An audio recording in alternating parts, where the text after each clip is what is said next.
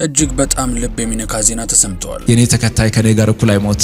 ማስተር አብነት ከበደ ወደ ውጭ ለሕክምና እንደሚሄድ ተናግረዋል። ልመለስም ላልመለስም እችላለሁ ይላል። ጥብቅ የሆነ የጸሎት ጥሪንም አስተላልፈዋል። መቀመጥ አልችልም፣ መቆም አልችልም፣ መስራት አልችልም። በጉልበቴ ተንበርክኬ ነው መኪና ውስጥ ረጅም መንገድ የሚሄደው። በቅርቡ ብቻ 30 ሚሊዮን ብር በማሰባሰብ 5 ወገኖቹን ወደ ህንድ ሀገር ለሕክምና መላኩ የሚታወስ ቢሆንም ዛሬ ግን እሱ የሁላችንም ጸሎት የሚሻበት ጊዜ ላይ ይገኛል። በዚህ ልዩ ዝግጅት ማስተር አብነት ከከምባታ ጠምባሮ ተነስቶ እንዴት የኢትዮጵያ የበጎነት ተምሳሌት እንደሆነና የገጠመውን ያልታወቀ ህመም ምንነት በዝርዝር እንመረምራለን። በተለይም በምርመራ ሊገኝ ስላልቻለው የጤና ሁኔታው የሰጠውን መግለጫ፣ በስሙ ስለሚከፈቱ የሐሰት አካውንቶች ያስተላለፈውን ጥብቅ ማስጠንቀቂያና ማህበረሰቡ በዚህ አስቸጋሪ ወቅት ለምን በሁለት ተከፈለ የሚለውን ነጥብ በጥልቀት እንመለከታለን። ረጅም የመኪና ጉዞዎችን በጉልበቱ ተንበርክኮ የሚጓዘው በጤናው መታወክ ምክንያት መቀመጥ የናፈቀው የችግረኞቹን አለኝታ ማስተር አብነት ከበደን ምን አገኘው? ከካንሰር ጋር ይገናኛል የተባለው የበጎ አድራጊው በሽታስ ምንድነው ስንል ጠይቀናል። ያገኘናቸውን መረጃዎች ወደ እናንተ ልናደርሰው ነው። እናንተ ብቻ እንደተለመደው ላይክና ሰብስክራይብ የሚሉ ነጭና ቀይ ቀለሞችን መታ እያደረጋችሁ አብራችሁን ጥቂት ዝለቁማ። ማስተር አብነት ከበደ መታመሙ ከተሰማበት ቅጽበት ጀምሮ በማህበራዊ ሚዲያ በተለይ በቲክቶክ ላይ የሚገኙ ወገኖች በከፍተኛ ድንጋጤ ውስጥ ወድቀዋል። ማስተር አብነትን በጋራ እንታደገው በሚል መጠነ ሰፊ የድጋፍ ጥሪዎች ከየአቅጣጫው እየፈሰሱ ይገኛሉ። በተለይ በደቡብ አፍሪካ የሚኖሩ ኢትዮጵያውያን የገቢ ማሰባሰቢያ ጎፈንድሚ እንዲከፍቱና የሕክምና ወጪዎችን እንዲሸፍኑ የሚጠይቁ ድምጾች በየቦታው እየተሰሙ ነው። አብነት ለወገኑ ካበረከተው ታላቅ ውለታ አንጻር አሁን በደረሰበት አስቸጋሪ ወቅት ልንደግፈውና ልንክሰው ይገባል የሚለው ሐሳብ የብዙዎች የጋራ አቋም ሆኗል። ብዙዎች ከተናገራቸው የህመም ምልክቶች በመነሳት በተለይ አብነት ስለ ህመሙ ሲናገር በምርመራ አይገኝም ማለቱን ተከትሎ ህመሙ ኮሎሬክታል ካንሰር ሊሆን ይችላል የሚል የግል ግምታቸውን እያጋሩ ይገኛል። ይሁን እንጂ ማህበረሰቡን ይበልጥ ግራ ያጋባው አብነት ለራሱ እርዳታን አጥብቆ መቃወሙ ነው። ለሀገሩ ይህን ያህል የደከመ ሰው እንዴት ለራሱ ሲሆን ጸሎት ብቻ ይጠይቃል የሚሉ ጥያቄዎች በየቦታው እየተነሱ ነው። አብነት በቅርቡ 30 ሚሊዮን ብር አሰባስቦ 5 ሰዎችን ለሕክምና ወደ ህንድ ሀገር መላኩን የሚያውቁ ሰዎች ዛሬ እርሱ ራሱ ሕክምና እንደሚያስፈልገው ሲሰሙ የገንዘብ እርዳታ ለማድረግ ቢሽቀዳደሙም አብነት ግን ይህን ድጋፍ አጥብቆ መቃወሙን ቀጥሏል። ማስተር አብነት ከበደ ስለ ጤና ሁኔታው በሰጠው ማብራሪያ ላይ እጅግ አሳሳቢው ነጥብ ህመሙ በምርመራ ሊገኝ አልቻለም ማለቱ ነው። ይህ በሕክምናው ዓለም አንዲያጎስት ኢልነስ ወይም ምርመራ ያልተገኘለት ህመም ተብሎ የሚጠራ ሲሆን በታካሚው ላይ ከፍተኛ የስነልቦና ጫናና ግራ መጋባትን ይፈጥራል ይላሉ። ምንም እንኳን አብነት የህመሙን ስም በይፋ ባይናገርም የጤና ባለሙያዎች ከተናገራቸው ምልክቶች በመነሳት የራሳቸውን ግምቶች እያጋሩ ይገኛሉ። ብዙዎች ኮሎሬክታል ካንሰር ወይም የትልቅ አንጀት ካንሰር ሳይሆን አይቀርም የሚል ስጋት አላቸው። የዚህ ህመም ዋና ዋና ምልክቶች የምግብ መፈጨት ስርዓት መዛባት፣ የማያቋርጥ የተቅማጥ ወይም የሆድ ድርቀት ስሜት እንዲሁም የሆድ መነፋት የሚጠቀሱ ናቸው። ከፍተኛ የክብደት መቀነስ፣ ያለምንም በቂ ምክንያት በአጭር ጊዜ ውስጥ የሰውነት ክብደት በከፍተኛ ሁኔታ መቀነስም የሚጠበቅ ጉዳይ ሆኗል። ሌላው ደግሞ የድካም ስሜት ነው። አብነት ለረጅም ሰዓት መቀመጥ እንደማይችልም ገልጿል። በሰውነት ውስጥ የደም መጠን መቀነስና የማያቋርጥ የሆድ አካባቢ ህመም ከብዙ ምልክቶቹ መሃል ናቸው ሲሉም ጠቅሰዋል። ማስተር አብነት ዛሬ ለሌሎች የሚተርፍ ልብ ቢኖረውም በአንድ ወቅት ግን ራሱ በከፍተኛ ችግር ውስጥ የነበረ ሰው ነው። ወደ ትውልድ ቀዬው ለመመለስ የትራንስፖርት ክፍያ አጥቶ የለበሰውን ጃኬት ለአውቶቡሱ ሹፌር እንዲገዛው ተማጽኖ የነበረበት ጊዜ የእርሱን ማንነት የቀረጸ ትልቅ አጋጣሚ ነበረ። ይህ ከድህነት ጋር የነበረው ቀጥተኛ ትውውቅ ነው ዛሬ የሰውን ችግር እንደራሱ እንዲያይ ያስቻለው። እርሱ በሙያው የተዋጣለት ማስተር አሊያም ስፖርተኛ አልፎም የሞተር ሳይክል ትርኢቶችን ሲያሳይ እጅግ ድንቅ ነው።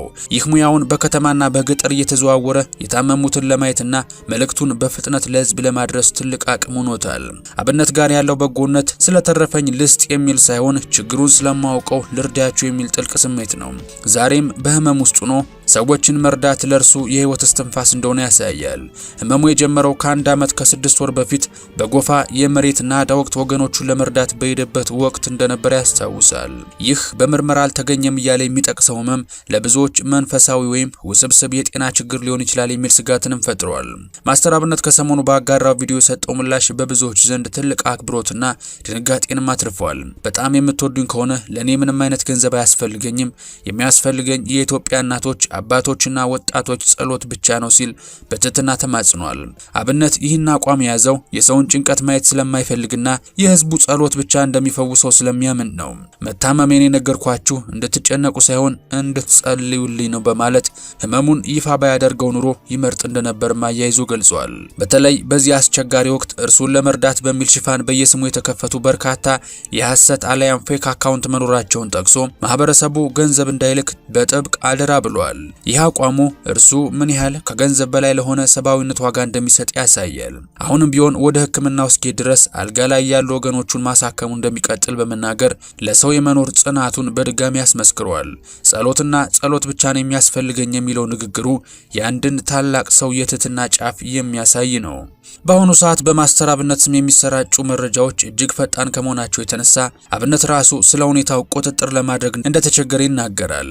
በተለይ በቲክቶክ እና በፌስቡክ ላይ የእርሱን ቪዲዮዎች በመቁረጥና በማቀናበር የግል የባንክ አካውንታቸውን የሚያስቀምጡ አጭበርባሪዎች መበራከታቸው ሌላው አሳሳቢ ጉዳይ ነው። አብነት ገንዘብ አያስፈልገኝም ብሎ በደጋገመ ቁጥር እነዚህ አካላት ደግሞ አስቸኳይ እርዳታ በሚል ህዝቡን ለማታለል እየሞከሩ ነው። ይህ ድርጊት በአብነት ስነ ልቦና ላይ ተጨማሪ ጉዳት እያደረሰ ይገኛል። አብነት መታመሜ ይፋ ባይሆን ይሻለኝ ነበር ያለውም እንዲህ ያሉ ግለሰቦች በእርሱ ስም ወገኖቹን እንዲያጭበረብሩ በር ስለከፈተባቸውና የሰውን ጭንቀት ስለጨመረው ነው። ስለሆነም ተመልካች ከአብነት ይፋዊ ገጽ ውጪ ለሚደረጉ ጥሪዎች ጥንቃቄ እንዲያደርጉና ጸሎት ብቻ በመሰንዘር ለጀግናው ያላቸውን አክብሮት እንዲገልጹ ማሳሰቡ ተገቢ ነው። አብነት መታመሙ ይፋ በመሆኑ የተሰማው ቅሬታ ለየት ያለ እይታ ይሰጠናል። አብነት የሚታወቀው ሰጪ ሆኖ እንጂ ተቀባይ ሆኖ አይደለም። ሌላ ህመም አትኑብኝ ማለቱ የእርሱ ስቃይ የሰውን ስሜት እንደሚረብሽ በማወቁ ነው። አብነት ራሱ ቢታመምም የህዝቡ መጨነቅ ግን ከዚያ በላይ ያመዋል። ይህ የሚያሳየው አብነት ከዛ ህመሙ ይልቅ የህዝቡን የስነ ልቦና ሰላም የሚጠብቅ እጅግ የላቀ ስብዕና ያለው ሰው መሆኑን ነው። አብነት ራሱ በህመም እየተሰቃየ ባለበት ሰዓት እንኳን ትኩረቱ ያለው በራሱ መድኃኒት ላይ ሳይሆን ህዝቡ በእርሱ ምክንያት በሚሰማው ጭንቀት ላይ ነው። ገንዘብ ሲሰበሰብ ነገሩ ወደ ልመናና ድጋፍ ያመራል። ይህ ደግሞ አብነት ካለው የሰጭነት የክብር ስነ ልቦና ጋር ይቃረናል። ለእርሱ ጸሎት ግን ፍቅር ነው። ጸሎት ክብር ነው። ጸሎት በሰውና በፈጣሪ መካከል ያለ ግንኙነት ስለሆነ ምንም አይነት የልመና ሸክም አይሰማውም። ማስተር አብነት ከበደ ዛሬ ግለሰብ ብቻ ሳይሆን የኢትዮጵያውያን የጋራ የርህራሄ ምልክት ሆኗል። እርሱ ከዚህ በፊት 30 ሚሊዮን ብር አሰባስቦ 5 ሰዎችን ወደ ህንድ ሀገር መላኩ በሀገሪቱ ውስጥ ያለውን የመረዳዳት ባህል አዲስ ደረጃ ላይ አድርሶታል።